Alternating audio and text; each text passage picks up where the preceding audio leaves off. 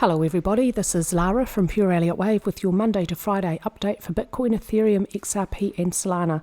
Before I get into it today, I've just spent some time today preparing ourselves and our website to put our course on sale next week. The Learn Pure Elliott Wave course, 22 lessons. If you want to learn Elliott Wave, I've put together this online course using some pretty unique teaching methods. I used to be a teacher as well as using Elliott Wave for 16 years now. So you'll be able to get that on sale next week. I'll let you know when that goes on sale on the channel. Let's look at technicals on the weekly time frame for Bitcoin. I haven't done this for a little while. The last completed week was a green candlestick. The previous completed week, I'm just going to have a calculation. Has this closed halfway into the body of this candlestick here? Yeah, the close of this candlestick is just a little bit more than halfway into the body of this candlestick. So this is a dark cloud cover, but it's pretty weak. The last time we saw a bearish candlestick pattern, it led to a downward swing, and then we saw a dragonfly doji and a bullish engulfing here led to an upward swing, a little bit of a dark cloud cover. We're starting to see some downward movement this week. This doesn't necessarily mean that we're going to have to see a bear market. It could just mean another downward swing within this very time-consuming consolidation. Price is moving sideways. Overall volume is declining, but it's strongest on upward weeks overall most recently, so a little bit more pressure from volume to the upside than the downside. On balance, volume at the weekly time frame may have just broken above this rather weak resistance line. It's a pretty small break though. I'd want to see one more upward week before I really had confidence in that, and if it is, it's just a really weak bullish signal because this trend line only has the minimum required 2 anchor points you need to draw a line, reducing technical significance. The more tests of a line, the greater the technical significance. Fewer tests, less significance. ADX is still in extreme territory. It's above 45 and above both DX lines, but it is pulling back from very, very extreme, getting back down to setting itself up for the next leg of the larger bullish run. It'd be nice to see it actually continue to get down below 45. If this pullback does continue for another couple of weeks, that might happen with ADX setting itself up for a bit more room in the next bullish run. RSI is neutral after reaching deeply overbought, so deeply extreme conditions have been relieved by this consolidation.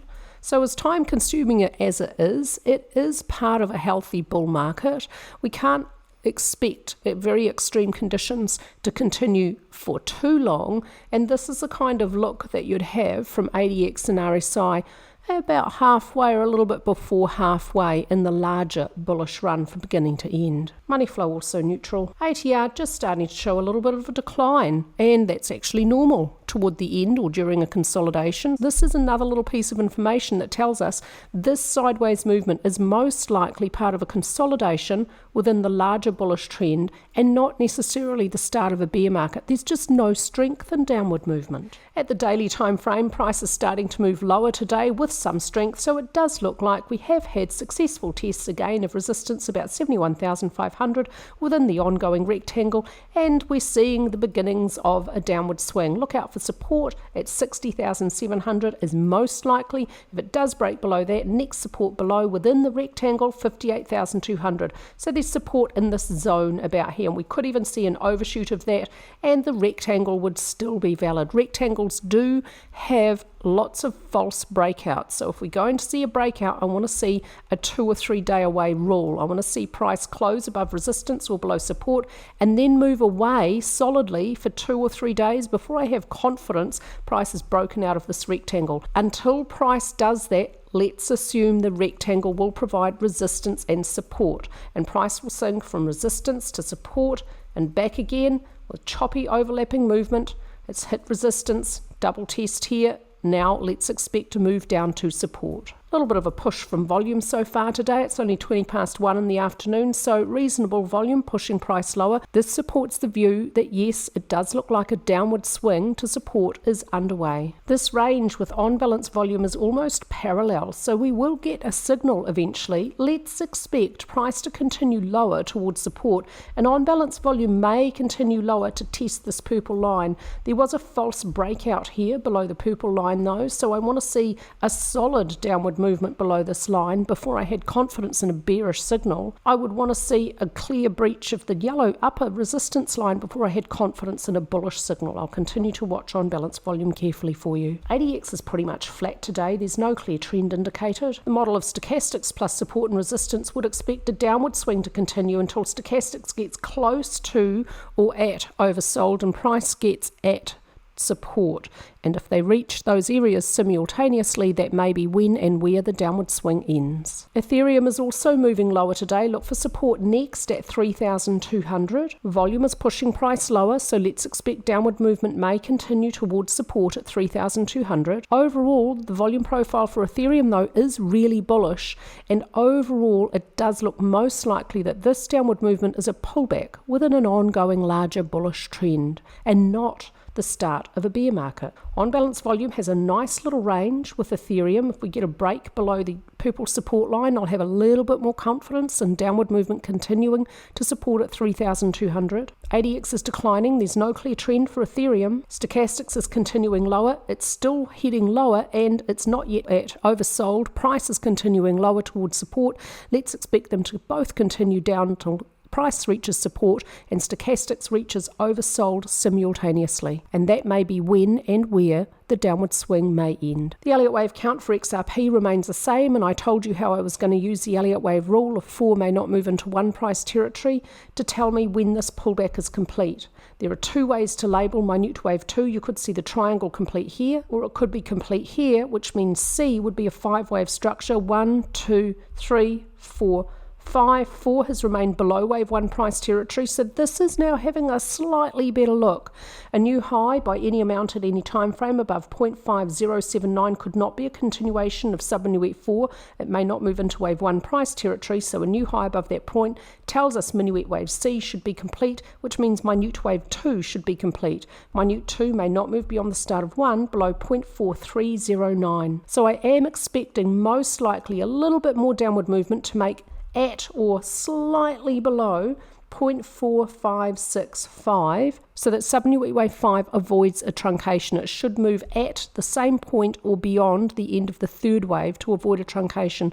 Truncations are very rare, so a little bit more downward movement for XRP to form a little short-term double bottom before a third wave up. Technicals on the daily, the breakout from the ascending triangle was down. The target is 0.4227. That might be a bit low.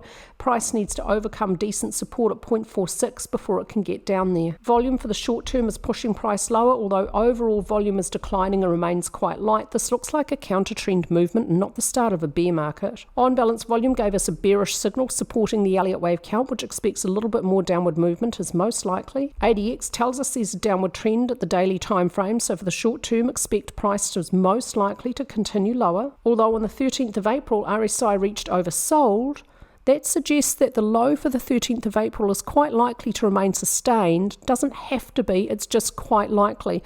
If we do see another low below the 13th of April, we might see some bullish divergence. If that happens, I would have even more confidence that the low is finally in. So that's another scenario that could play out for XRP in the next week or so. This is the remaining Elliott Wave count for Solana, and I've been expecting downward movement from this main Elliott Wave count for quite a while. I had some concerns. It didn't have great support from technical analysis, but now it does have some, and the bullish alternate Elliott Wave count was invalidated a few days ago. This downward movement expects a third wave at 2 degrees, and this strong downward session today absolutely fits that expectation. This is exactly what it should look like. I'll expect an increase in downward movement with increasing volume, range, and momentum for the short term. I expect intermediate C to continue lower to reach at or beyond the end of A, so at or below 119.38481 in order to avoid a truncation, and the target for support remains the same. The 0.618 Fibonacci ratio logarithmic function applied to primary wave 3 is 115.591578. Solana also has a nice technical range here with on balance volume, and it looks like we're going to get a bearish signal at the close of the current session. If it does close red, on balance volume will break below this purple support line, which has 4 tests and is reasonably long held, not too short, not too long, is really close to horizontal. So all of those things give it some reasonable technical significance. So a bearish signal from on balance volume added to bearishness in volume and price moving lower with an increase in range and a bearish Elliott Wave count, that's all pretty bearish for the short term for Solana. ADX is really close to giving us a signal. If it crosses above the 15 mark tomorrow, that's going to be the strongest signal it can give, and it's going to be bearish, telling us there's a downward trend in a relatively early stage for Solana. RSI is neutral, as is money flow. They're not nearly oversold. There's quite a ways to go. If we do get that bearish signal, and it looks like we will for Solana tomorrow, that's going to be pretty bearish, and I'll expect price to continue lower. That's going to be strong support for the Elliott Wave count. ATR is pretty light though. This downward movement does not have good volatility, so it doesn't necessarily look like a big bear market, but for the short to mid-term, I expect it's probably going to continue lower. It turns out that Elliott Wave count is actually playing out as expected. That's it for me today with your update. I hope you're all having a lovely day.